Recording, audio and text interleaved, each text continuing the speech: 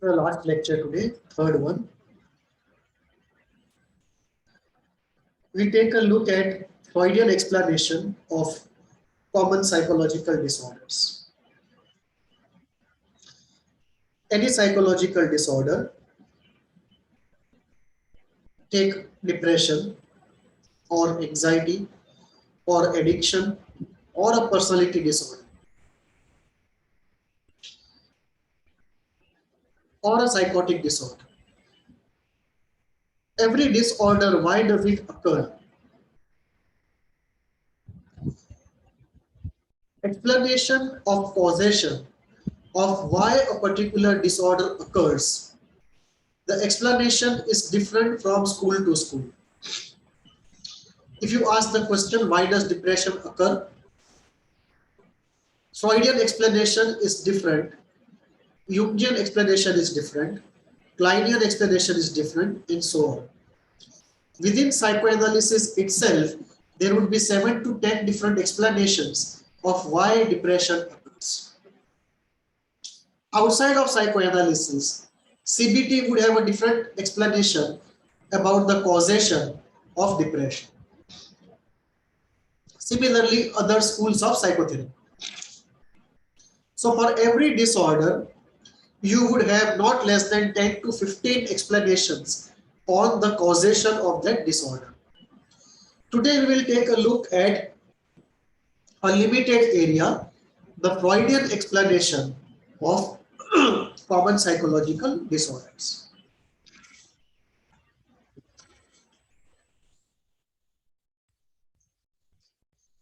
I have taken up 12 disorders. Some of them are found in DSM. Some of them are not listed in DSM, but in psychoanalysis, they are looked upon as common disorders.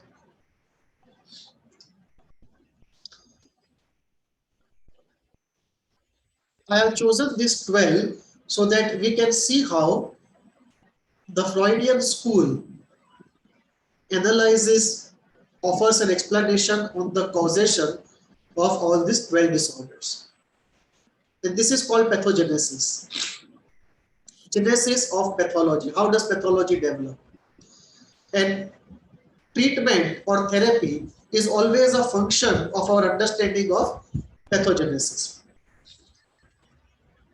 Based upon how we believe a disorder originates, associated to that, we create a treatment plan or a healing approach.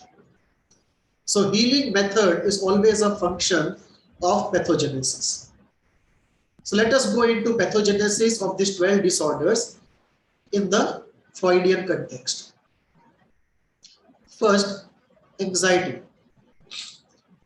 Freud says anxiety happens because of 3 reasons. First, he says, if affect is repressed for a very long time, the libido degenerates. It's almost like fermentation. The libido in the unconscious mind degenerates, and that creates anxiety. That was first explanation he tried. So one explanation Freud would give is that if affect is repressed for a very long time, part of the affect degenerates, and that creates anxiety. Solution obviously would be to make that unconscious affect conscious through catharsis and the unconscious idea conscious through analysis. And once the idea is conscious and the affect is mobilized and catharted out, the anxiety would go. Because what is degenerating, that itself is, if it is brought out, felt and released, there is nothing left to degenerate. Second explanation that Freud gives is the explanation of fixation. That some traumatic event has happened in the past where huge amount of anxiety was generated, and whenever that memory becomes active, the anxiety which was generated during the traumatic event is released. And if that traumatic event remains partly or fully active most of the times, then you have a continuous flow of anxiety. You just get fixated in that traumatic event. So there can be an anxiety because you are fixated in a traumatic event where huge amount of anxiety was generated, or that traumatic event is partly activated and deactivated, and whenever it is whenever it is activated, the anxiety starts. The third explanation that Freud gives is of signal anxiety.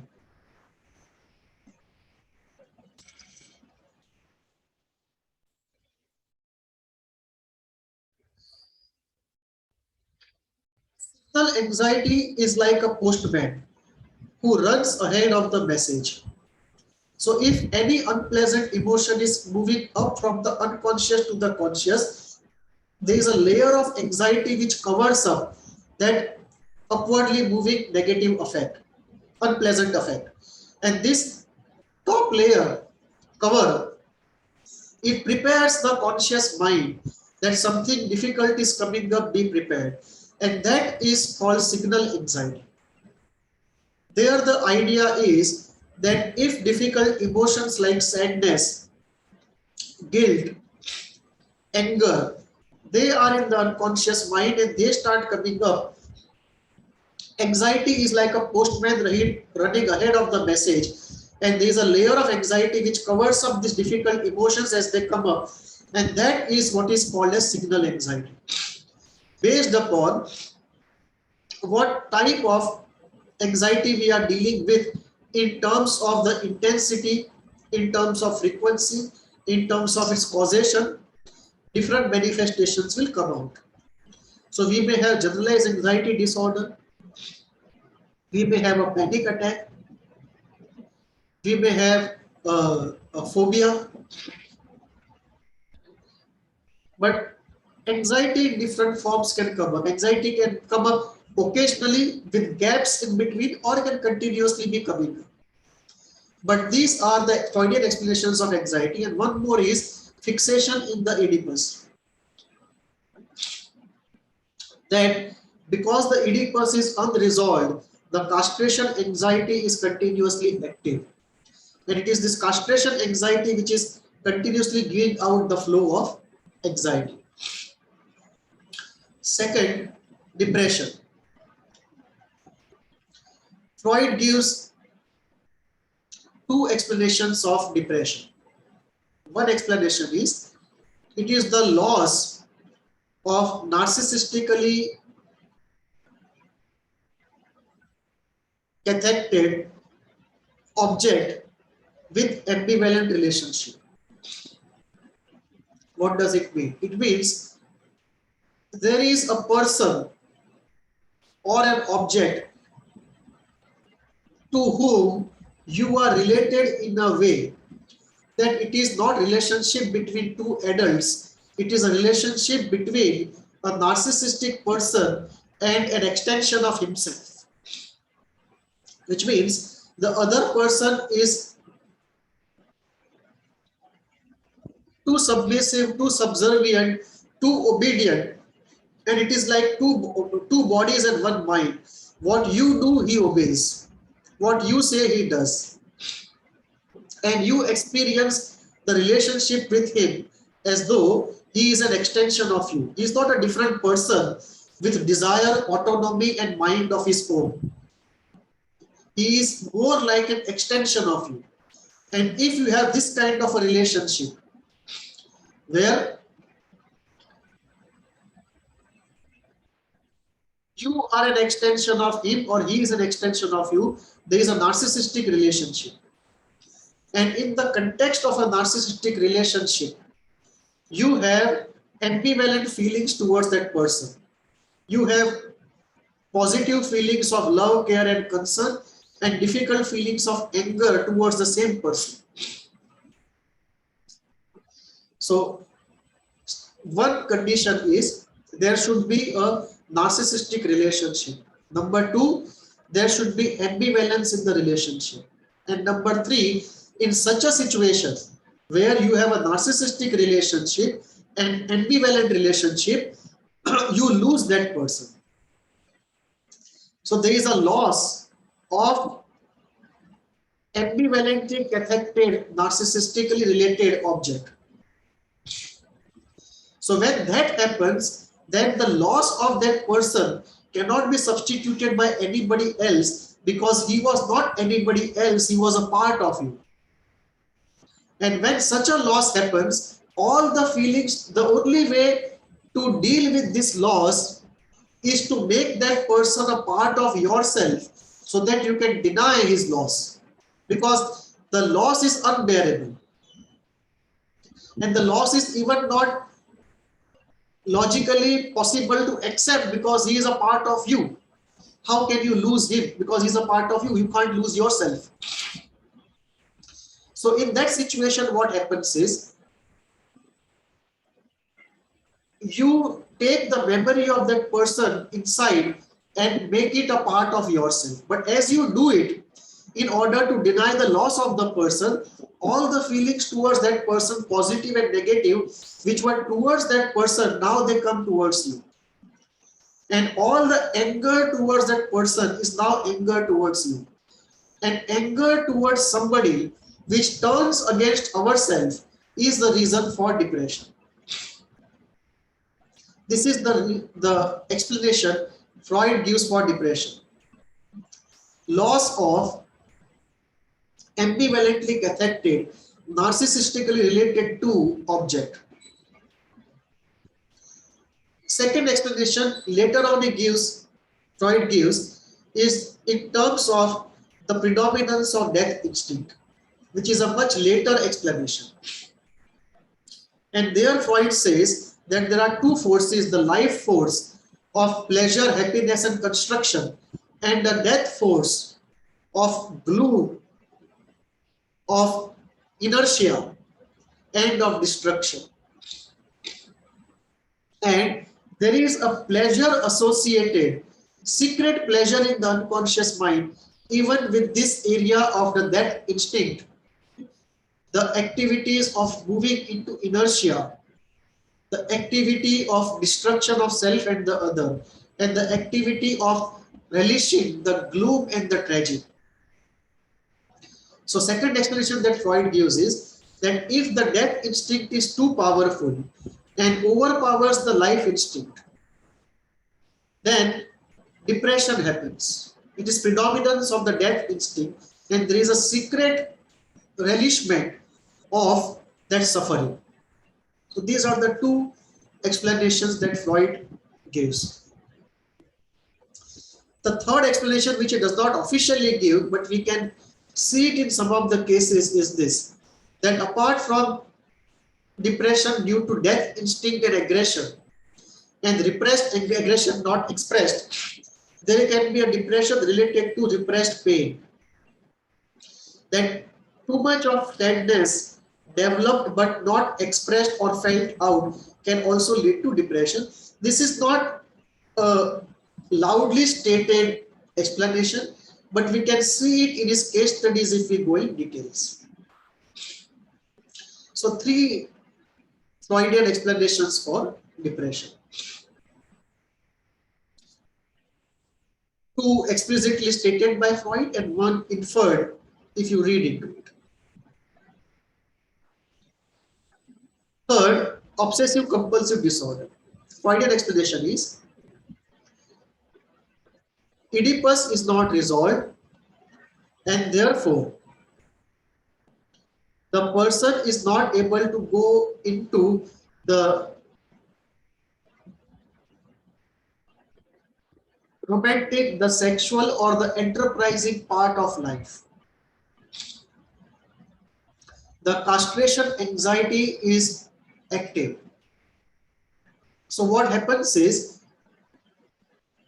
being in the Oedipal stage is too fearful because of the castration anxiety. So one regresses or goes back from the Oedipal stage to the anal stage, the stage just before the Oedipal stage.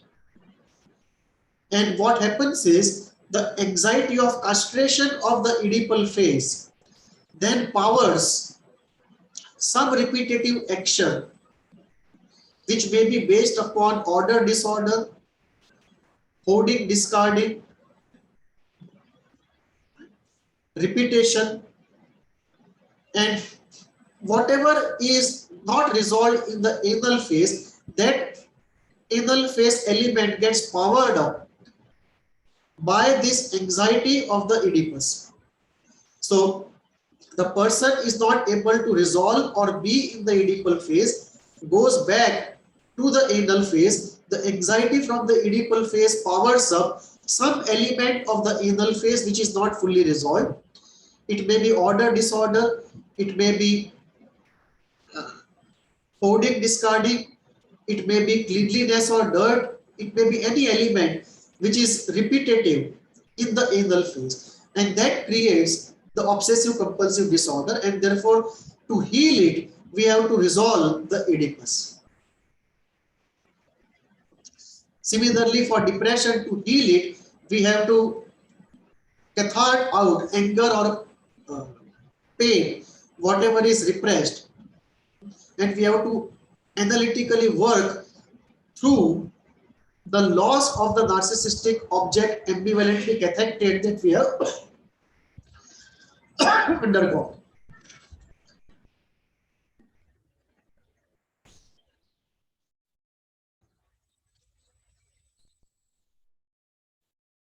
Paranoia. Freud gives two explanations. The first is based on homosexuality. Freud says paranoia or delusion of persecution of some sort. Freud says the unconscious mechanism is this behind paranoia. Step 1, there is a homosexual desire towards an object. So a homosexual desire is created towards an object. The first position is I love you. But this is not acceptable to the superego.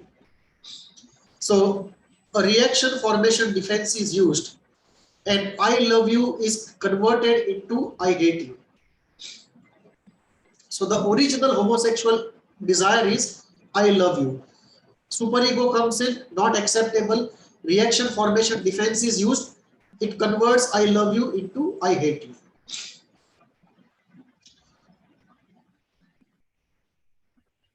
This, however, does not stop this whole difficult process, because it creates so much of anxiety, so much of fear of shame, fear of guilt,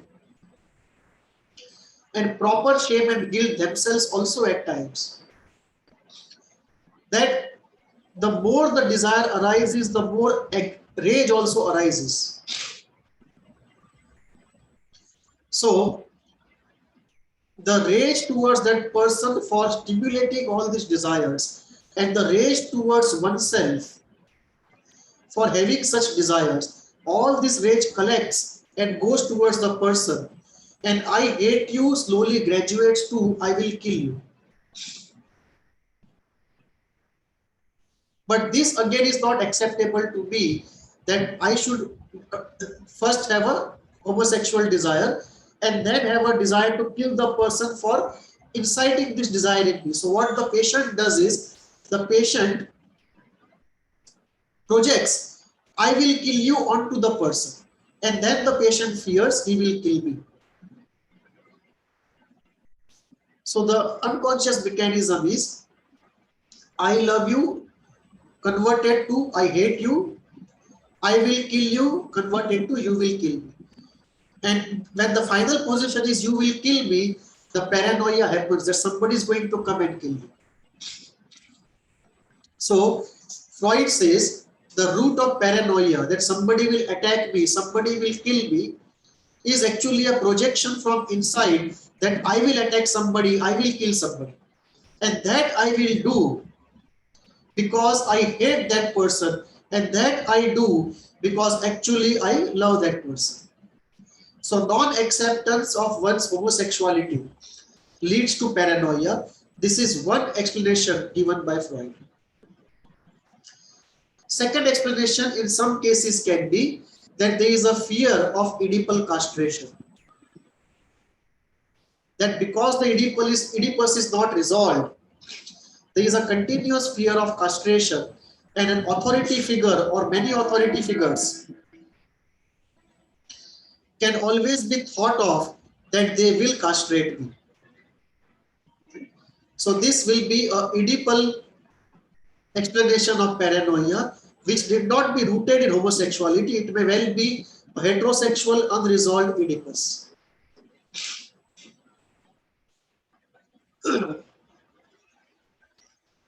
All these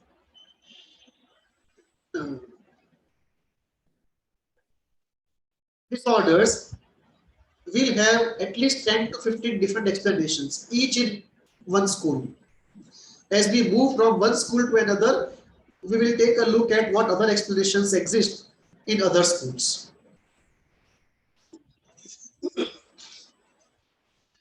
Erectile dysfunction. Freud says this is because of unresolved Oedipus. The person thinks any sexual act is actually an Oedipal act, and therefore castration will happen. So because the Oedipus is not resolved, the fear of castration is not resolved, and any sexual act is seen as an Oedipal act, and therefore the fear of castration.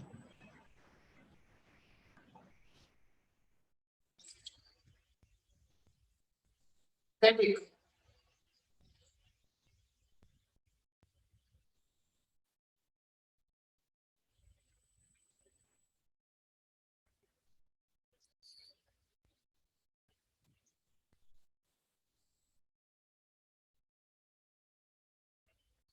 There are two Freudian explanations possible. Three explanations possible. One is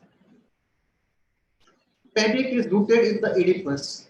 It is the anxiety which suddenly is mounting because unconscious mind believes or fears that a Oedipal sin is about to be committed in some way. And because there is a fear of the Oedipal sin, and this need not be a literal Oedipal fear, there may be something, some metaphorical thing associated to the Oedipus. But even that happening is wrongly interpreted as the Oedipal sin happening, and because there is the fear of the Oedipal sin happening, suddenly the anxiety mounts. The panic happens. A corollary to this can be that the Oedipal sin has already happened, and now the castration is about to happen, and therefore the mounting of panic. So these are two, one explanation, second corollary of causation rooted in the Oedipus. Second is the explanation of signal anxiety. That difficult feelings are coming up of sadness, of guilt, of anger, and the signal anxiety cover which is covering it up, because what is coming up is very intense. The intensity and the volume of the signal anxiety is proportional to that, and because a lot of emotions are coming up, fear, the anxiety related to their coming up also itself is very high, and that signal anxiety creates the panic.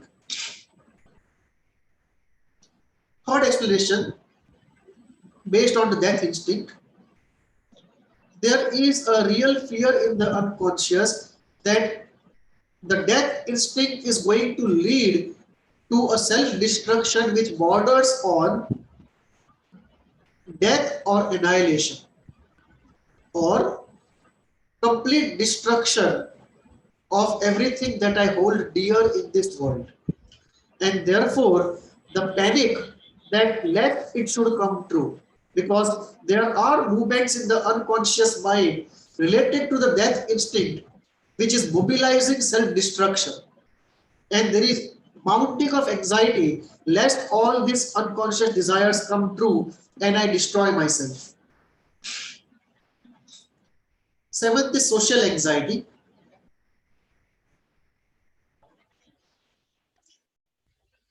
It is an anxiety of being judged and mocked at and humiliated in public.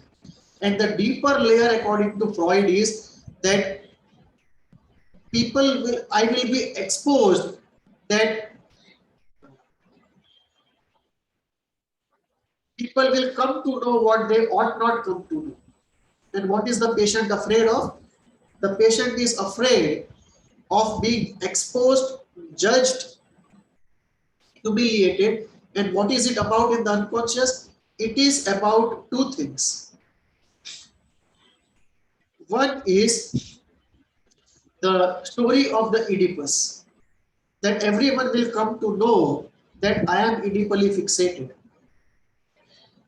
And I am into this shameful, guilt-provoking, unacceptable activities in my unconscious mind. So it's the exposure of the entanglement in the Oedipus is what is feared of, that it will get exposed. And the second is the fact that, or second explanation can be that castration has happened and now the phallus is absent or the phallus is too small, and everyone will come to know and they will mock at me and humiliate me. So it is the post-castration consequence where the castration is too severe. That because the castration is too severe, the phallus is too small. And there is a real deficit. And this real deficit of masculinity, of enterprise, of anything that is respectable, that deficit is there, and the deficit is of a nature which will link up to social shame, intense social shame. And the social anxiety is related to that. So two different explanations. One is of entanglement in the Oedipus, and second is too heavy, too severe a castration and post-castration consequences of severe deficit and inferiority, which can be found out, exposed, judged and mocked at, and humiliation befalling the person.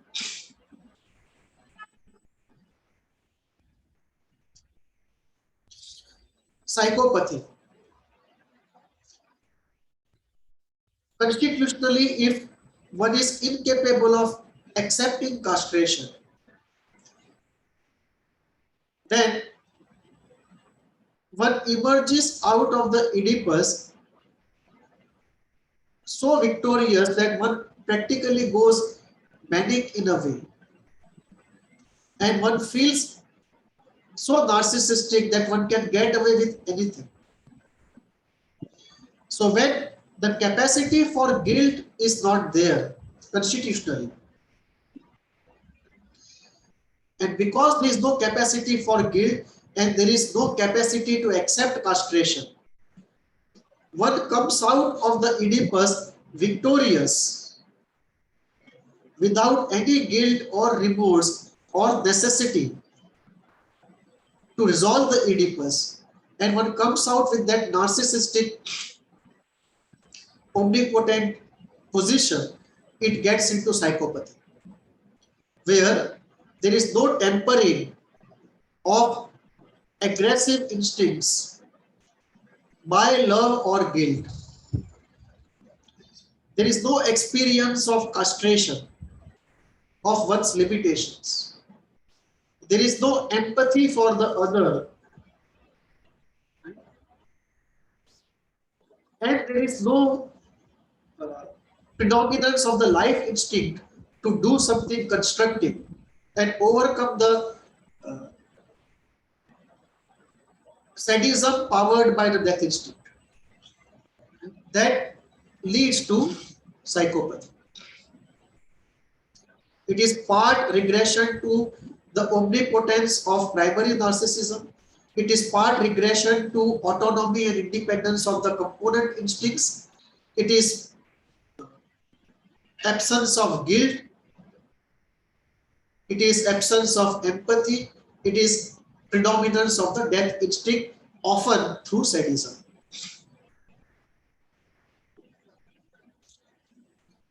Sadism, Freud explains, can be because of one, regression from the Oedipal phase into the anal phase.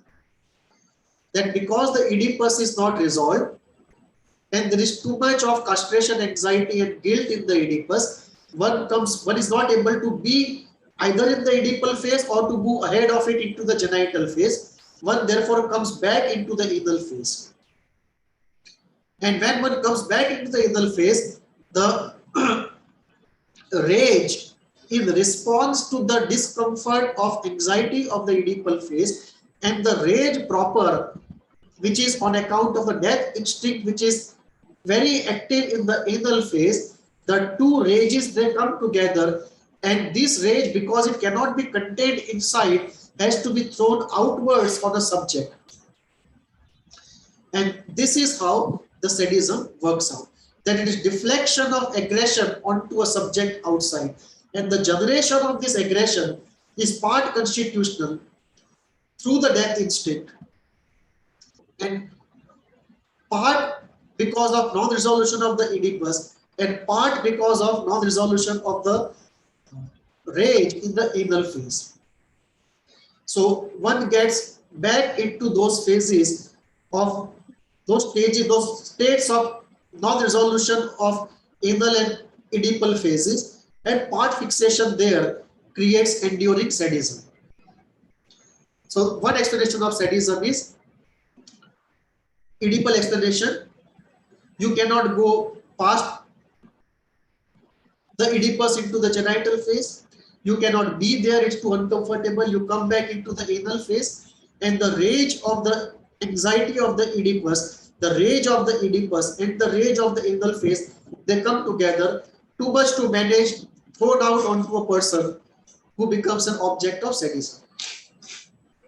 And one more element that works there is at times the autonomy of the component instinct and getting pleasure through that component instinct of sadism.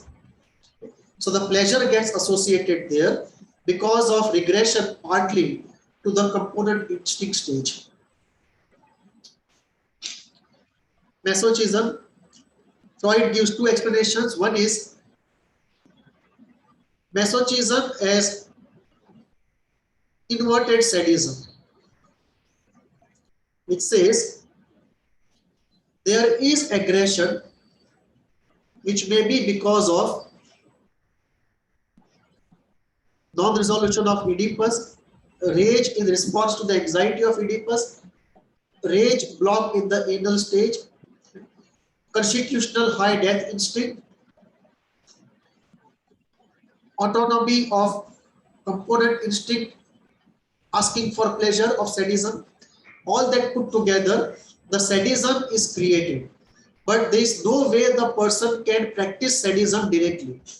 So what the person does is, he becomes a masochist because he cannot find an object to put his sadism on. He becomes the object and he identifies as somebody who is a sadist. So he lives out his sadism through his masochism. Which means if I am a sadist and I want to practice sadism on X, but no such X is available, and I cannot give up my desire to practice sadism. So what do? I become an object for somebody who is a sadist. I identify with the person and I become the masochist. So one explanation of masochism is it is reversal of sadism. That essentially one is a sadist, one is not able to live out directly, so one lives out vicariously by identification with another person who then becomes a sadist and one becomes a masochist. Second explanation of masochism is to do with death instinct. That self-destruction, giving pain to oneself inherently is pleasurable. there is a secret pleasure of the operation of the death instinct. And therefore, we don't require the reversal of sadism to become a masochist. One can directly become a masochist because of predominance of the death instinct and the secret pleasure associated with the death instinct.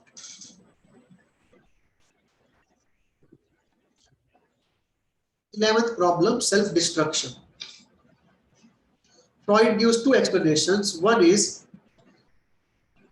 we want to destroy somebody because of aggression towards somebody, but reality and morality not allowing, we are not able to express our destruction in the real world. And therefore, that aggression turns towards oneself, and instead of destroying that person, we destroy ourselves. So we do to ourselves all that we want to do to that person. So we perpetuate on ourselves all the destruction that we actually secretly want to perpetuate on that person. So one explanation of self-destruction is destructive impulses towards somebody which cannot be expressed or acted out in the real world.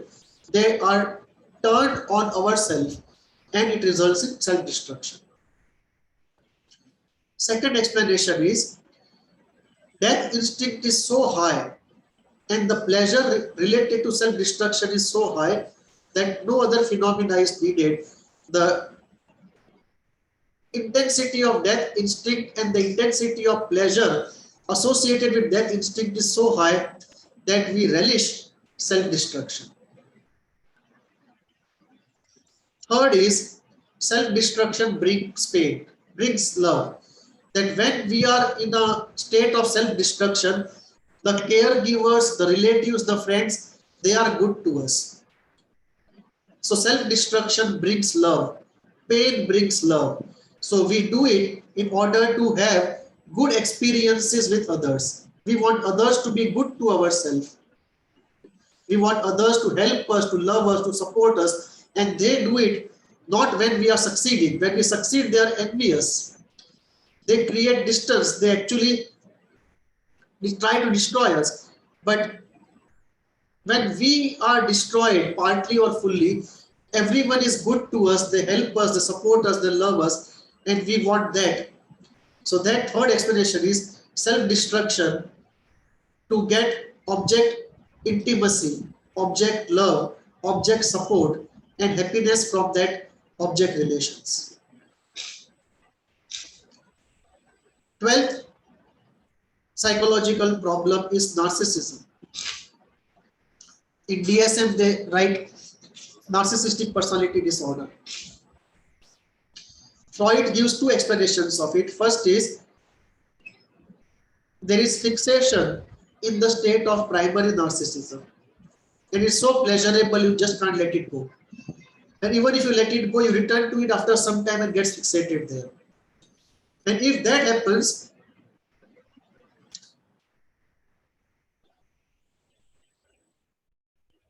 more likely that you will develop negative symptoms of withdrawal. It may be psychosis or it may be neurosis, but there will be withdrawal of a very severe type, but accompanied by quite an intense happiness in the person. And this is strange, but true. Socioeconomic conditions also are one issue.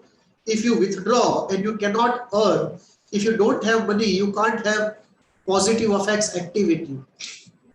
And you are forced to relate to objects. But in many cases, especially if economically the person is well off, or in extreme cases, even if he is not well off, but the call of the primary narcissism is very strong, neither of the cases, return and fixation to the state of primary narcissism because of the omnipotence, the bliss, the ecstasy, the fear of the freedom from responsibility, risk, uncertainty, defeat, humiliation. All these factors freedom from difficult factors, and going back to an ecstatic feeling of happiness and bliss.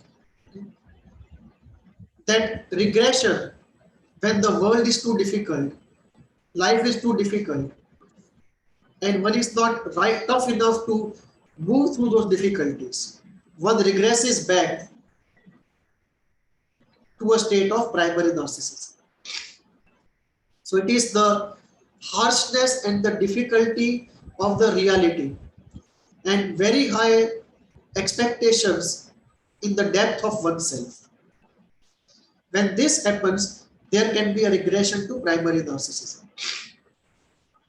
Second explanation that Freud gives is of secondary narcissism, where Freud says the person in early life, especially in the oral stage, tries to connect very intensely to caregivers, mother, father, or caregivers. But the approach is not reciprocated. The approach is frustrated. It results in frustration. The attempt to strongly relate emotionally results in frustration, pain, shame, inferiority, rejection, rage, disappointment, resignation. And therefore one decides never again, never to go and genuinely relate to somebody, because the consequences are unbearable. And therefore one creates a false self of grandiosity, self-sufficiency, and one represses the pain, the loneliness, the vulnerability, the dependency, the intense search and need for objects, the intense search and need for relationships. All of that is repressed, and the false, grandiose, self-sufficient self is put forward in front, which often can become very contemptuous of others and exploitative of others and extremely entitled sense of living. And primary feature of all of this is grandiosity and omnipotence. So this is the state of narcissism one gets into because of secondary narcissism. And normally when we say narcissism, we mean secondary narcissism. If we have to say primary narcissism, we use the full word primary narcissism. When we say only narcissism, we mean secondary narcissism. So narcissism, or usually secondary narcissism, primary is rare. So narcissism or secondary narcissism happens because of this childhood frustration, and one develops a false self of omnipotence and grandiosity. Add to it other elements of entitlement, contemptuousness, self-sufficiency, exploitation, extremely high idealism at times. So this is how Freudian explanations are given for these 12 very common psychological problems. Each of them has a different explanation in different schools. And we'll go through different schools to see how each of these 12 psychological common psychological problems are explained in terms of causation in various schools. And because the explanations in each school is different, the way to heal in each school also is different. And obviously, no one explanation is complete or perfect. We find groups of people. In one group, anxiety may be because of Freudian causation. In another group, anxiety may be because of Kleinian causation, and so on. So we need a basket full of explanations and a basket full of healing techniques so that we can bring appropriate analysis of causation and appropriate healing technique for each individual, whatever is relevant to that individual.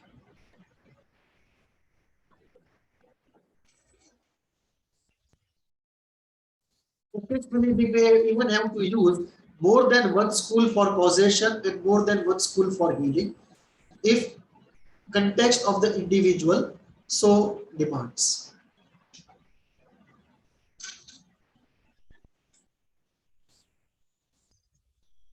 Thank you. If you have any questions, write to me at hvindia@gmail.com.